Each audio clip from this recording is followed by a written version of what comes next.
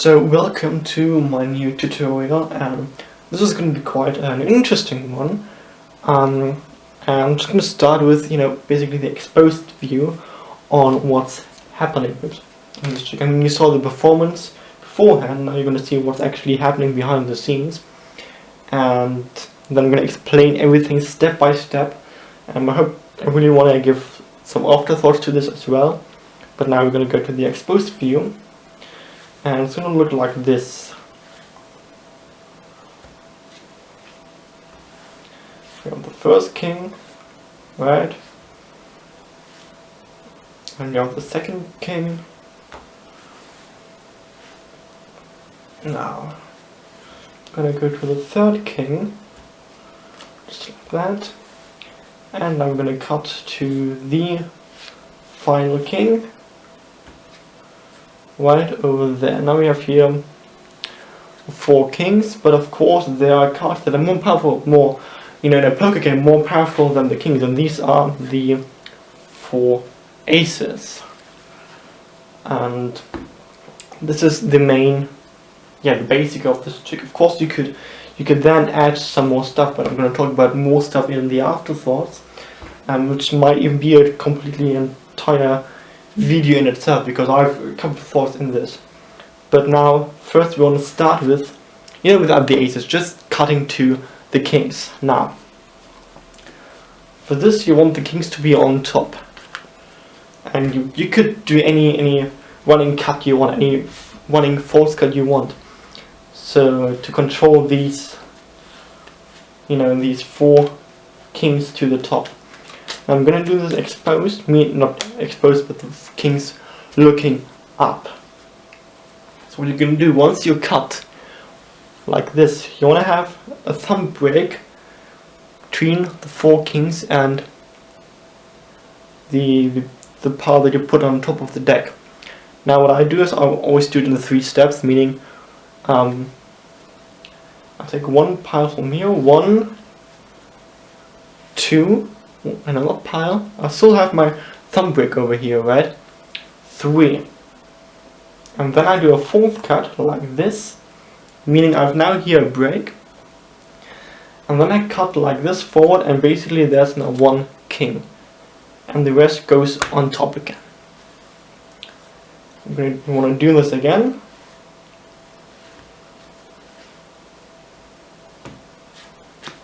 Oops. Don't have to turn it over. Yeah. My mistake. 1, 2, 3, 4.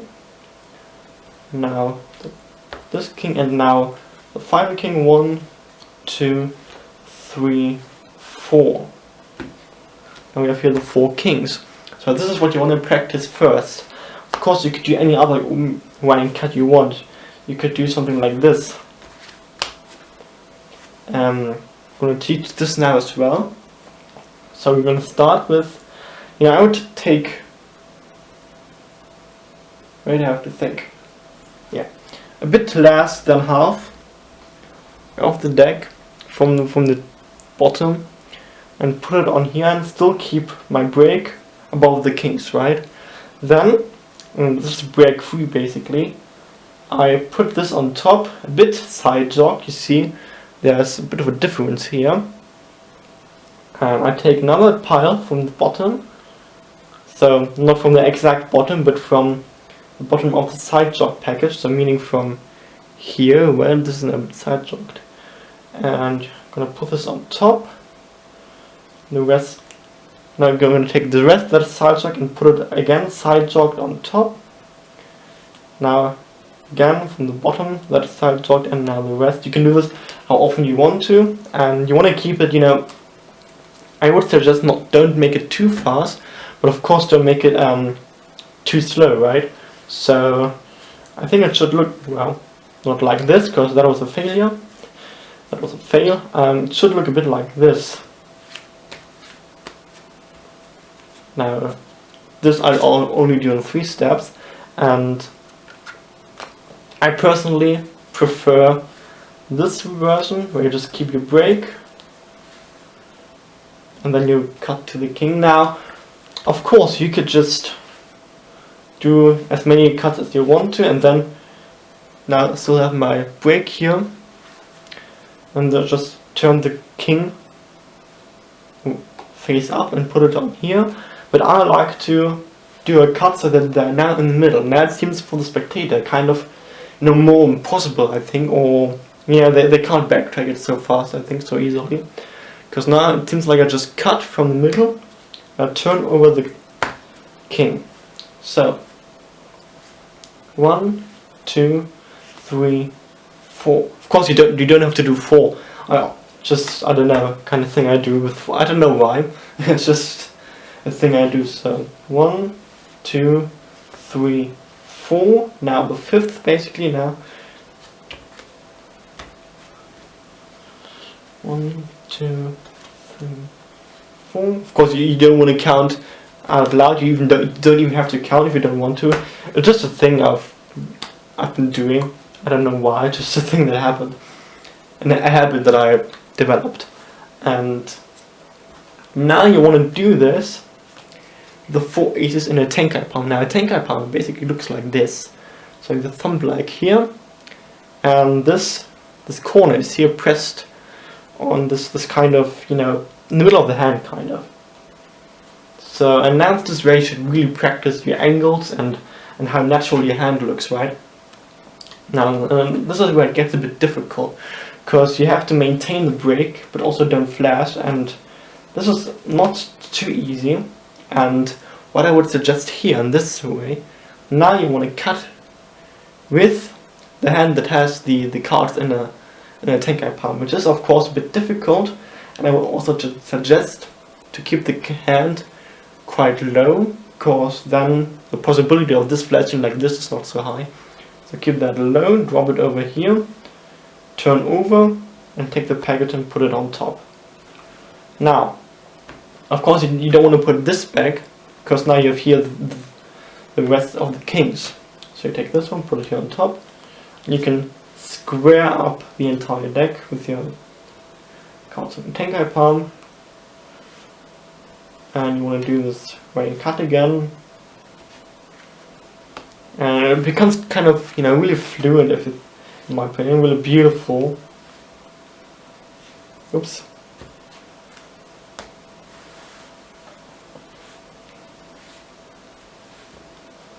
Right, and now last king.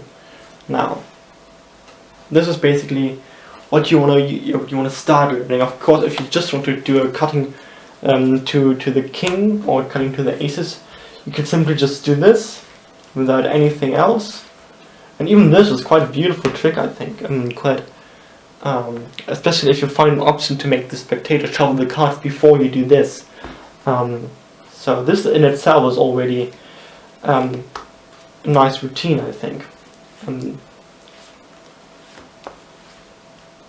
not too difficult. I think it's quite easy if you get into it. You could also shuffle. Now this is a thing that I wouldn't suggest. If you want to, you can practice this, shuffling the cards with the cards, the 4 aces in a tenkai palm, which I'm not even sure if this is really possible without looking weird.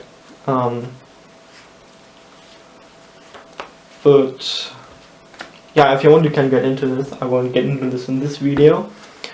So now we have here the 4 kings again, and I really suggest to put these, you know, to the left side. Oops, that was kind of bad. Right, you want to put these to the left side, because it kind of gives, you know, I don't know why. Okay, I'm gonna do this once again, just to show you how I think it should look. Now here. So first you want to practice the cutting motion itself. So basically it should just look like you cut like this. This is how it all should look like, right? And then once you practice this, you might want to practice it with these cards in a tenkai palm. And like I said, you have to watch your angles, you have to watch how your hands look natural. There's a lot of stuff to think about when you do this. So please, before you do it, practice. And now we'll talk about the switch itself, how you switch the kings for the aces, which is quite a beautiful thing, the Macmillan switch. And for this, I'm gonna see you in the next part. So now to the Macmillan switch. For this, when I'm in this position, now here are the 4 kings, I grab this pile and put it over here. I show the cards like this, put them on here, and now, because I've put these so far away, I'm basically in the perfect position to do a Macmillan switch like this, right? And turn over the 4 aces. So now you might want to start practicing Macmillan switch, or I think it's a modified Macmillan switch, with just 1 card. So basically what's happening is, you're in a tenkai palm, and you want to get under this card, like this. Now here you want to get the card that you hold in the tenkai palm between the middle and the index finger, like this. So it's basically clipped between here, and grab the card above in the tenkai palm. It looks like this. It's a really beautiful thing, and if you think about it for a while, you know you can achieve miracles with it. I think it's one of my favorite card switches. So again, if you want, you can use your left hand to, you know, kind of get under this card, but the best thing would be to not really use your left hand, just the right hand to do the switch. But one thing that could also help, if you do it on the table, bend the card a bit. Bend the card that you want to exchange for, so you can smoothly get under the card and turn it over like this. So basically what's happening with this card is this, and what's happening with this card is just this. So you want to practice this and get really fluent with it. So, and also the thing about this is that in this trick, when you drop the deck over here, you're here in a perfect position.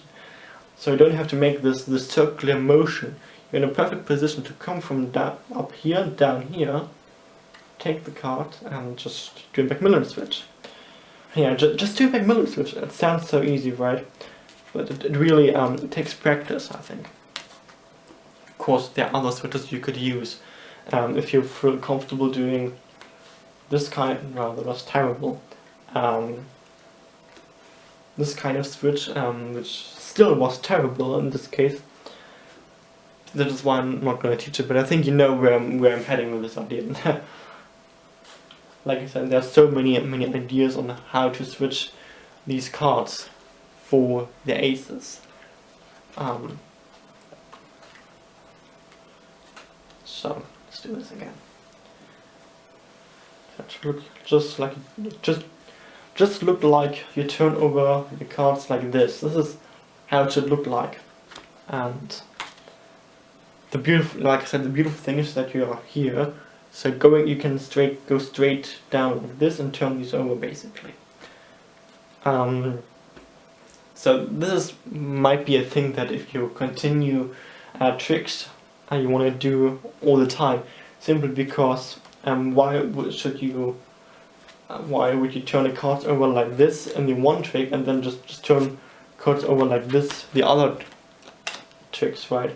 So it kind of makes sense to keep turning the cards over like this, right? In my opinion, because it also look natural for you, like it's a thing you do all the time. That was terrible. And now my battery is running low. So where was I? Yeah, Macmillan switch. So I'm gonna do this from here on again, just so you know everything again that's happening.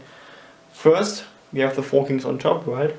The 4 aces in a Macmillan switch. I will talk about how to get these 4 aces in a Macmillan switch. We do this cutting motion, this false cut to 1 king, Oops.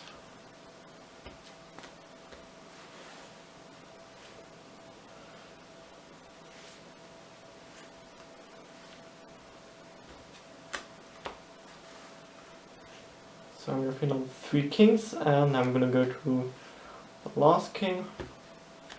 So we can place these over here. And we do a Macmillan switch. And here now the 4 aces. Now what we can do with these cards, we can just drop them. You could take the deck and just drop them on the deck like this. It's really, there's really not much to that. It's quite, you know, however you feel comfortable with, whatever option you like. And I'm gonna go over one thing you could do when you put the 4 kings on here like this later. But that was, I think that was it. And you know, you just want to practice and practice the Macmillan switch first. Practice the tenkai palm, of course, and the swutting motion. Tenkai palm is something I really like to use when I'm on the table, because you could give the decks to a spectator like this, and they won't see this card. Even though this here it looks quite dangerous, you know, and even this here it looks quite dangerous, but you can get away with it quite freely, quite beautiful, I think. Now, of course, I think a Macmillan switch is easier with 1 card than with 4. So you want to practice it. Maybe you want to start with something difficult and practice it first with 4 cards, because then it becomes quite natural when you do it with 1 card. You know. But you know how you practice is up to you. But just do me a favor and practice, and don't just think, oh, okay, that's easy, I can do it, because I don't think it's easy. And yeah, so just practice it however you want to, because I think it's quite a beautiful trick in itself. Now we're going to go over how to get these 4 aces in a tenkai palm. For this I'm going to shift the camera to over there, right? So now, of course, there are many options to get these 4 cards in a tenkai palm. I'm gonna go over the easiest, which is basically you have your 4 aces in your pocket, and then you can just come over and you just want to grab them like this. I'm gonna put them in a tenkai palm like this, and then you can be over here. So it kind of looks like this.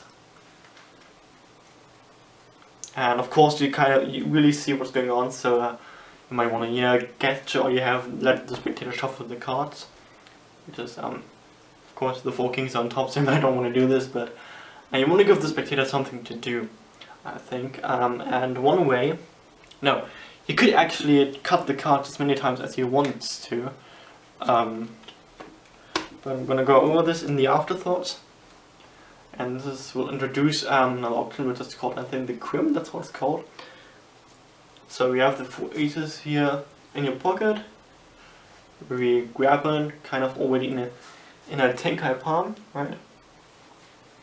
4 kings over here. Grab it in a tenkai palm already, but then we are kind of in a tenkai palm already. We could use it like this already. But what I like to do is I push it back a little more, so we are in this kind of tenkai palm. And now we can do this cutting motion like this, right? And yeah, you get the idea. Now, this allows us to steal, the cards not even from the deck. So we can steal just from the pocket. And now we're going to talk about how to steal.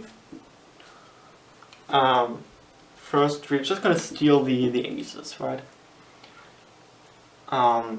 So for this, we have the 4 aces on the bottom, 4 kings on the top. And we can spread the deck like this. Put your thumb on the 4th card on the bottom and push it back a bit. Now we can here get a pinky underneath the 4 cards that we push back and get them in a gambler's cup. Right, of course, gambler's cup, right.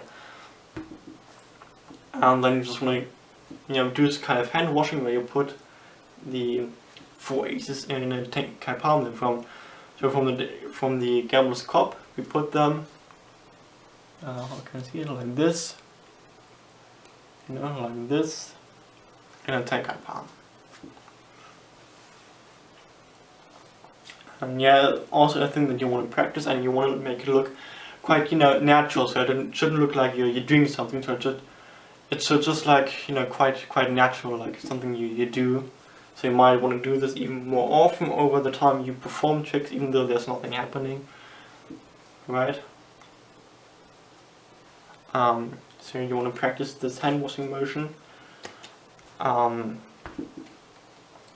I think that, of course, there are different ways where to put them in a tenkai palm. One thing also would have to have them be on the bottom again, and then you just want to shift these cards like this in a tenkai palm. So you want to basically have a pinky break, then you want to kind of pull them to the outside, so it's now here like this, and then you can put them in here like this, and you want to come down with your right hand a bit, so you can grab them in the gambler's cup. I explain everything about this in the right way. But, you know, of course, for social media, just already starting in a tenkai palm is the easiest thing. My table is wiggling.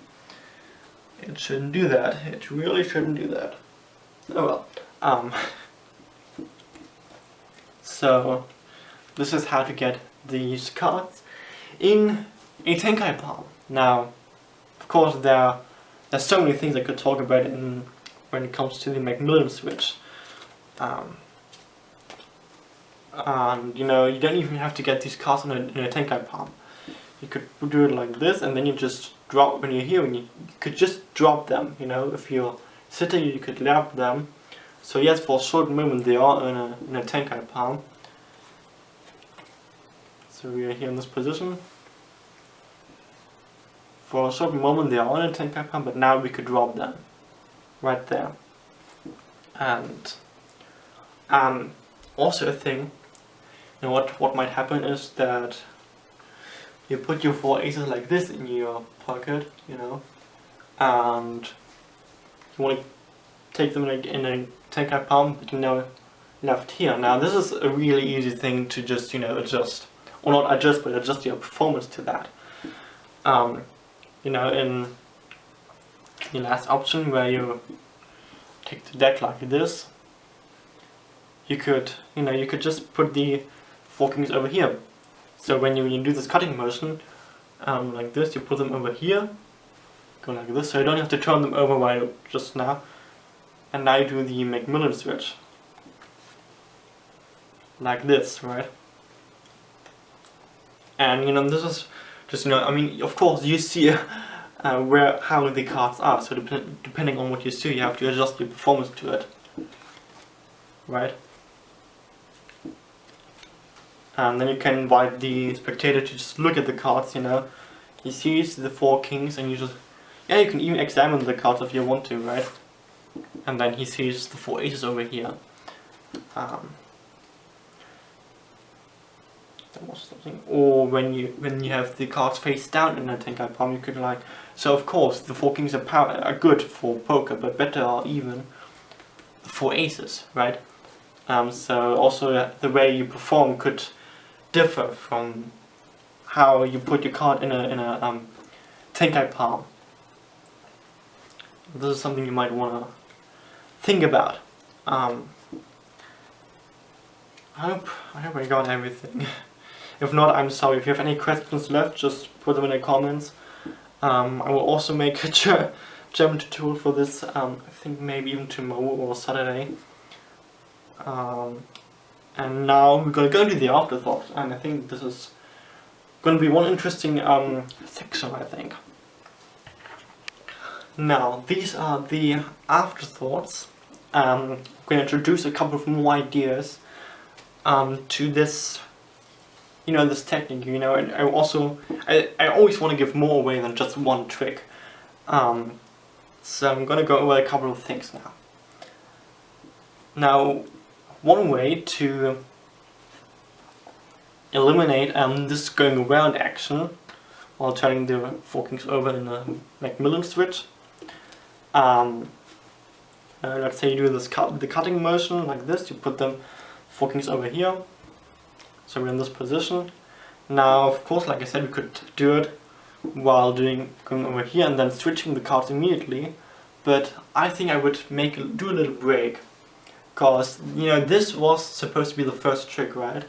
So what I could say now, so I've cut to the 4 kings over this deck. Now I go back and switch. Of course you don't want to do this, lol. The 4 kings for the 4 aces. And this is kind of a beautiful thing, because I think it might look a bit suspicious. So of course there are multiple changes we could use, multiple switches. Also, really beautiful switch, I think, is the Mad switch, taught by Daniel Madison, so you might want to head out to his channel. You see, take a lot of inspiration from him. And so there's this. Now we're going to talk about another method, which is beautiful and really easy. It uses a crimp card. I think it's called a crimp. So you want to basically do kind of X folding on this card on the back side inwards and put the deck on here. So we have now the crimp card on the bottom, and that allows us to put this on the final cutting action. You put this deck on top, there's no break. Now you want to cut, right? And because of this crimp card, we are immediately going to cut to the 4 kings. We could even, if we are brave enough, and if we trusted enough, let the spectator cut. Because, you know, if you just pick up, cut the deck without thinking about it, you're going to immediately cut to the 9 of clubs or to your crimp card, meaning that under this card are the 4 kings, right? I could cut the deck as many times as I want to, like this, and we have here now the 9 of clubs, meaning now we have this on top.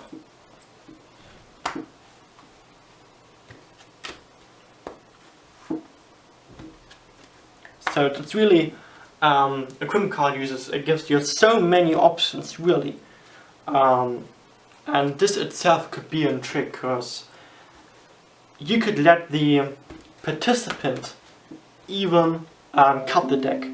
That was my PC. Himself, because the probability of him cutting to these 4 cards is quite high, you know. I don't aim for the kings, you know. I just pick up the deck and there's the king. Because of this crimp, there are so many things you could do with the crimp card. I'm not going to go over everything, of course, but just think about it, use it a bit often, and you could do miracles, really miracles. It's so beautiful using a crimp card. And really just play around with it. Now,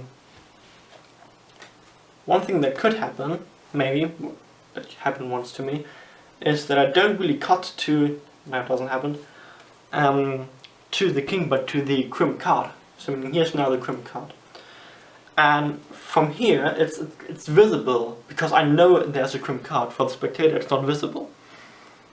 So what I could do now is, of course I could just do a double lift, but if it happens to the spectator, and if that happens to the participant and he turns over this card, it seems like we're screwed. But I know right underneath this card there's the other king. So what I could do is, I could do whatever, I should be able to do a color change, not this failure. Could do a color change like this. And you know, there are so many things you could do with chrome cards. The possibilities are endless, really. Now, for this next routine, or next thought, and we're not gonna change the aces for the kings, but we're gonna change the red aces for blue ones. And for this, depending on which switch you want to use, you want to make sure that this card that is here on top is here on the bottom is here on top, vice versa. Because, you know, it's going to show it to you. We cut the deck like this, and now I still have the chrome card, so I can step away. Now I can cut. I think I have this chrome card still in there. No, I don't.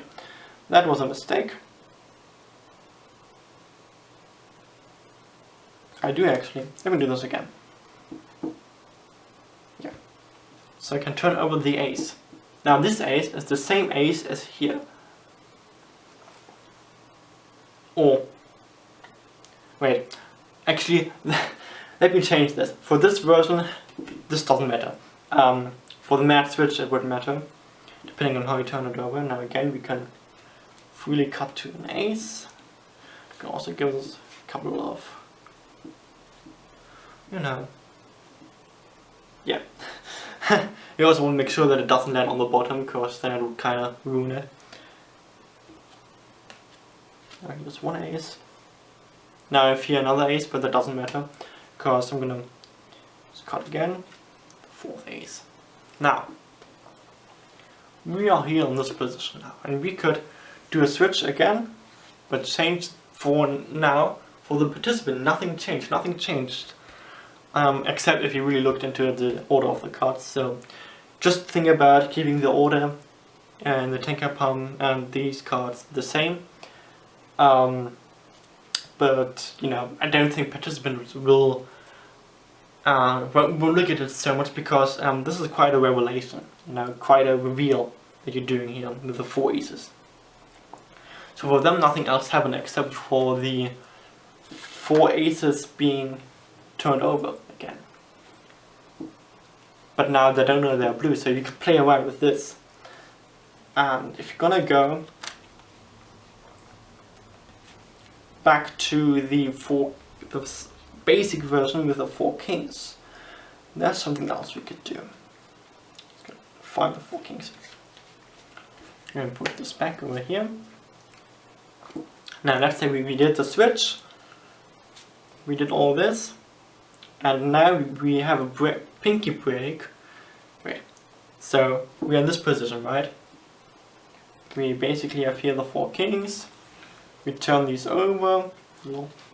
We have the four kings in a tenkai palm and put them on top.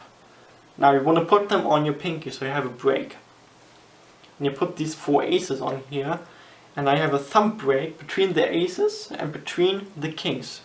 Right here we have here a thumb break and a pinky break underneath all of it. So we pick up everything we deal, we push one ace from the top. Then we go back, we drop everything, all kings on here, pull off another ace, and another ace. And we are in this position now. We can deal, we can show four cards further, but not further because there's now another ace. We do the same again. We put the cards over here. For these, well, the participant, these are just random cards, not the kings. And we will get a break, a pinky card, a thumb break between the aces and the kings. So 3 aces and 3 kings are now on this package because we have a pinky break here. So we do the same again. And we reveal these cards like this. We can now deal 3 cards further. Again, now the 2 aces and 2 kings, thumb break, pull this, and then we could just drop it like this. And now we could do whatever color change we want for us, not whatever, but a card change that puts this card on top of this, and maybe a card change like this. If I don't ever get it up, I'm gonna use a different one. So we have this card like here, we don't want to show it. This is just one card for the participant, and we put this on here, but while we do it, we push over this card in a palm, like this. So I have now this card palmed, and just wave over it, and here's now no card. So basically vanish, it's not a color change, it's a vanish. And if we spread the deck like this, we will see that we have here 4 aces. If I can't find the 4th ace. Here, 4 aces. And also 4 cards. You know, you want to make sure to put, to take also the 4th card above the ace, not under. And these 4 cards are also the 4 kings, so you could use this as a kind of prestige, you know, so that the kings reappear, and so you can kind of play around with this. Now, I think I gave you more than enough ideas on what you can do with this technique, with these slides and this kind of routine setup. And what you say, how you perform it is up to you. You could use different switches, different changes, whatever. But this is just my thoughts into this. And really think about using a crimp card. It's so powerful. You could use it for, I think, quite a lot of mentalism. And here's the crimp card. Yeah, no, this of course shouldn't happen. Okay, my camera just shut down. I hope I got everything I needed. But yeah, this is, I think, everything I wanted to say about this trick, this performance, this routine. Like I said, many things you could do. Practice, especially in front of a mirror, because I think this needs to be practiced, right? To look normal and natural, and not showing the card on the tenkai palm. And yeah, there's just you know, practice, and maybe just think about your own switches whatsoever. You know, you don't just use my idea. I mean, I don't want to say, oh, don't copy me, but just I don't want you to copy me, because this is not you. You know, these are my thoughts, but you have to think about this trick yourself and what you want to use for switches. But yeah, that's it. That's everything. I hope you liked it, and if you have any thoughts, any questions, if there are any question marks in your brain and I forgot to mention something, tell me. By the way, the Macmillan switch, I think that's a modified version. I think the normal version, it's done in a classic palm. It looks kind of like this. Well, not like this, because I'm not doing it right. I'm just practicing right now. But yeah, just hope you like it. If not, tell me why. And see you next time. Bye.